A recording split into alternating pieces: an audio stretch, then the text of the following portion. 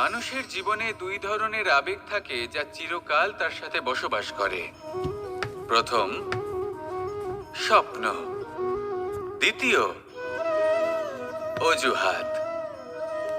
মানুষ হাজার হাজার স্বপ্ন দেখতে পারে। আমাকে এই কাজ করতে হবে, আমাকে ওখানে ঘুরতে যেতে হবে, আমায় জীবনে এই অসম্ভব কাজ বাস্তবায়িত করে দেখাতে হবে, আদি ইত্যাদি। এবার ঠিক যেমন স্বপ্ন দেখেন সেইভাবে অজুহাতও খুঁজে নিয়ে আসেন। আমি এই স্বপ্ন পূরণ করতে পারলাম না, কারণ আমাকে কেউ সাহায্যই করলো না, কারণ আমি দুর্বল হয়ে পড়েছিলাম, কারণ আমার কাছে সময়ই ছিল না, আদি ইত্যাদি। এবার সাফল্য এবং অসফলতার মাঝখানে এই ধরনের সংঘর্ষ হতে থাকে। সাফল্য তখন লাভ করা সম্ভব যখন আপনার স্বপ্ন আপনার অজুহাতের থেকে অনেক বড় হয়, আর অসফলতা তখন পাবেন যখন আপনার অজুহাত আপনার স্বপ্নের থেকে অনেক বড় হয়। আপনি যদি সাফল্য লাভ করতে চান তাহলে চেষ্টা করতে থাকুন, পরিশ্রম করুন। যদি অসফল হন তাহলে ভয়ভীত হওয়ার কোনো প্রয়োজন নেই। নিজের ভুল বুঝুন, তাকে শুধরে নিন, আবার চেষ্টা করুন। কিন্তু যদি নিজের জীবনে অজুহাত নিয়ে আসেন তখন স্বপ্ন কখনো পূরণ হবে না। আসুন আমার সাথে ভালোবেসে বলুন, রাধা রাধা। এমন কিছু রয়েছে মানুষের মনে, তাদের জীবনে এমন এক আবেগ যা সর্বজন বিদিত, যা সবাই জানেন যে উপস্থিত আছে। সেটাকে আমরা সমস্যা বলে থাকি। এমনিতে আমরা সকলেই জানি যে এমন কোনো গৃহ নেই যেখানে মৃত্যুর ছায়া পড়েনি, এমন কোনো বৃক্ষ নেই যার দ্বারা ওষুধ তৈরি সম্ভব নয়, এমন কোনো অন্ন নেই যা সময়ের সাথে বিষ বা অমৃতে পরিণত হতে পারে। এবার এই সমস্যাগুলি কোনো ব্যক্তির জন্য সমস্যা হতে পারে, কিন্তু নিজে থেকে এরা কোনো সমস্যাই নয়। এরা আসে আমাদের সাহায্য করতে, আমাদের কিছু শেখাতে।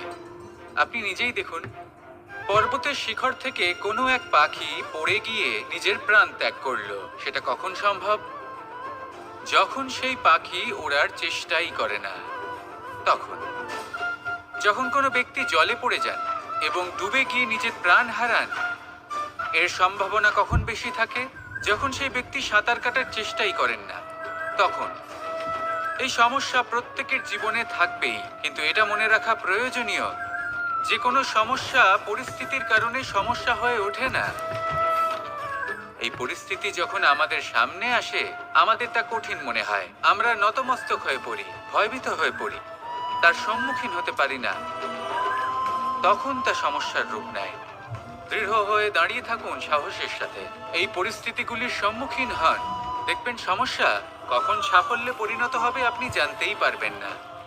আসুন আমার সাথে ভালোবেসে বলুন, রাধা রাধা। দীপাবলি আমাদের সবথেকে বড় উৎসব। শ্রীরাম রাবণকে পরাস্ত করে 14 বছরের বনবাস কাটিয়ে আবার অযোধ্যায় ফিরে এলেন অমাবস্যার রাত্রে। অযোধ্যায় সবাই খুব প্রসন্ন ছিলেন, খুবই উৎসাহিত ছিলেন। অযোধ্যায় সহস্র প্রদীপ প্রজ্বলিত করা হয়েছিল এই উৎসবে।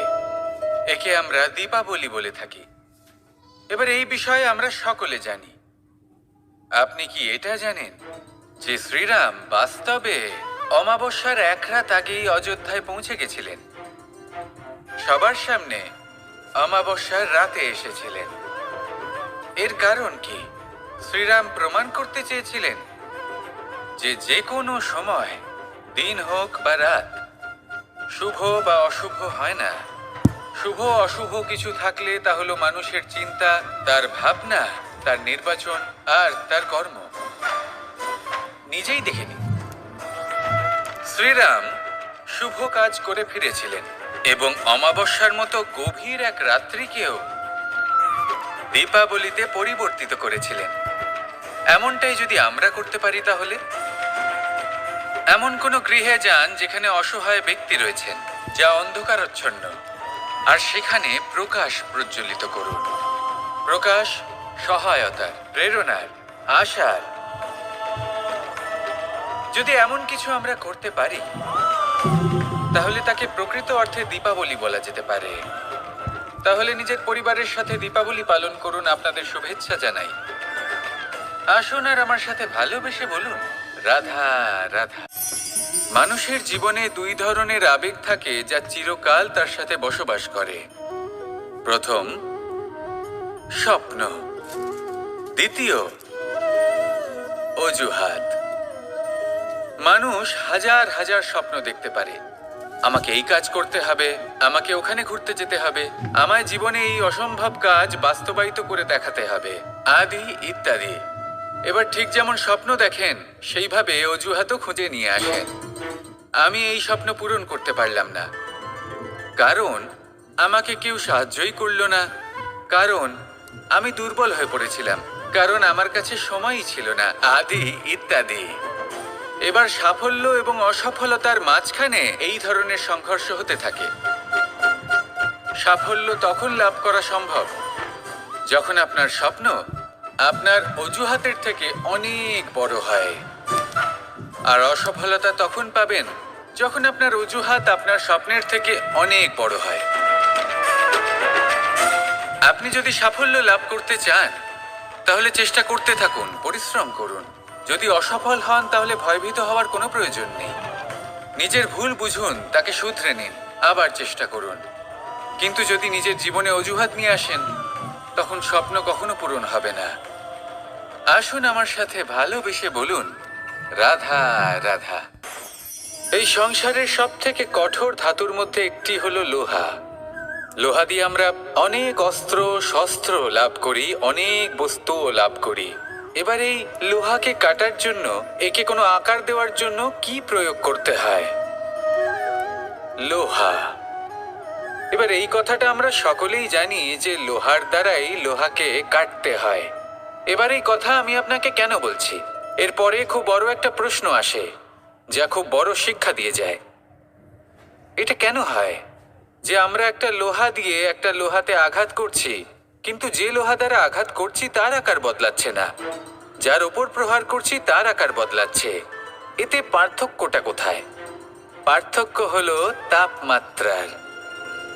দেখুন, যে লোহাকে আমরা কাটতে চাই তার তাপমাত্রা বাড়াতে হয়, তাকে গরম করতে হয়। আর যে লোহা দ্বারা আমরা আঘাত করতে চলেছি সেই লোহা আমাদের ঠান্ডা রাখতে হয়। অর্থাৎ ঠান্ডা লোহা গরম লোহাকে কেটে দেয়। এবার এই শিক্ষা কি আমাদের জীবনে যথেষ্ট নয়? আমাদের জীবনে অনেক সমস্যা আসতে পারে, কিন্তু আমাদের এই বিষয়ে বিশেষ খেয়াল রাখতে হবে যে আমাদের মনকে আমরা যেন ঠান্ডা রাখি, এই মস্তিষ্ককে শান্ত রাখতে হবে।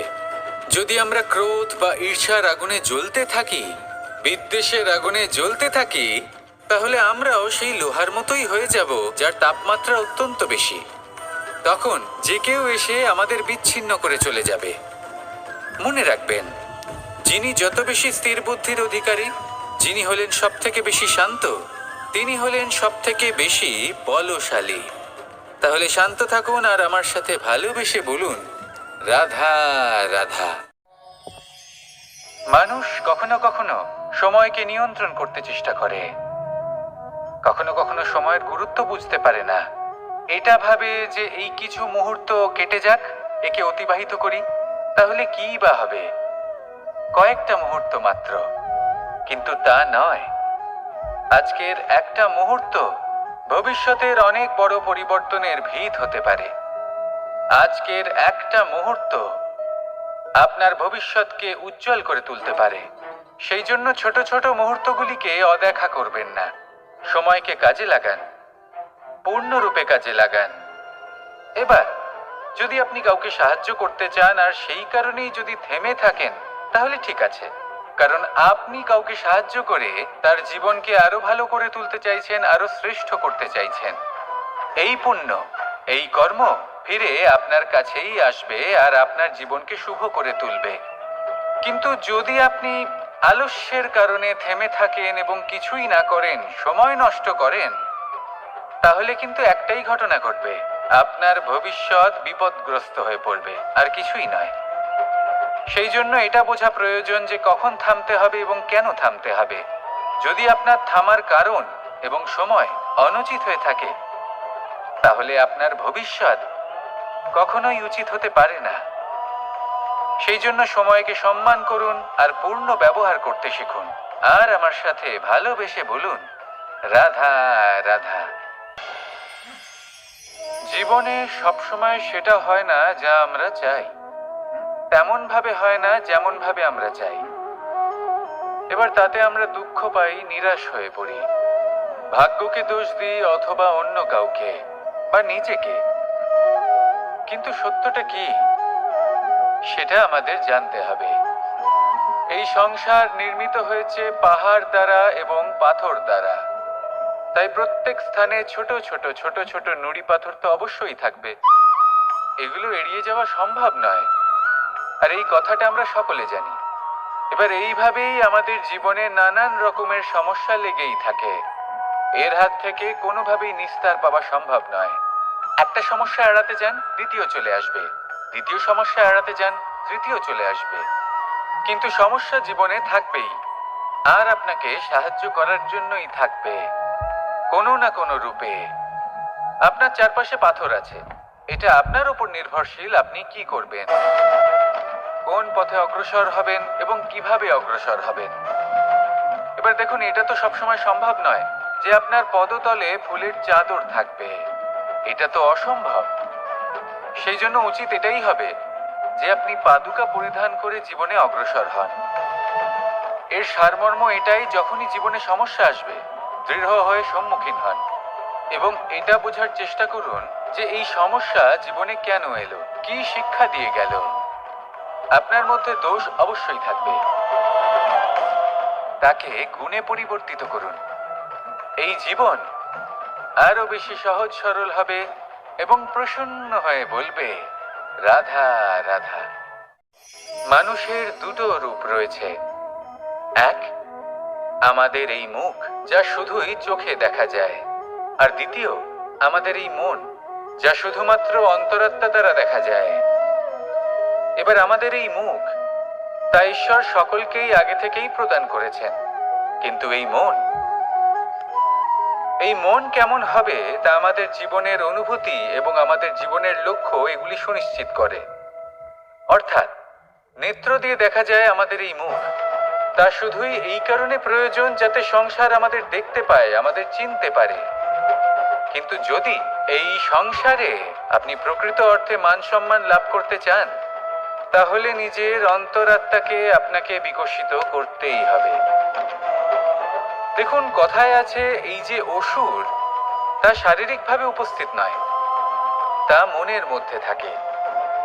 যদি এই মন থেকে অসুরকে বের করে দেওয়া যায়, তাহলে শরীরে তা উপস্থিত থাকবেই না। তাই মনকে শুদ্ধ করুন আর আমার সাথে ভালোবেসে বলুন, রাধা রাধা। পরিশ্রম, এই শব্দগুলি শুনতে হয়তো ছোট মনে হয়, কিন্তু এর মূল্য অনেকটাই অধিক। এবার প্রয়াসও কিন্তু দুই ধরনের হয়। একটা প্রয়াস তাই যা আমরা নিজের মন থেকে, অন্তর থেকে সমগ্র শক্তি দিয়ে করার চেষ্টা করি। এবারে এই প্রয়াস প্রচেষ্টার নামান্তর।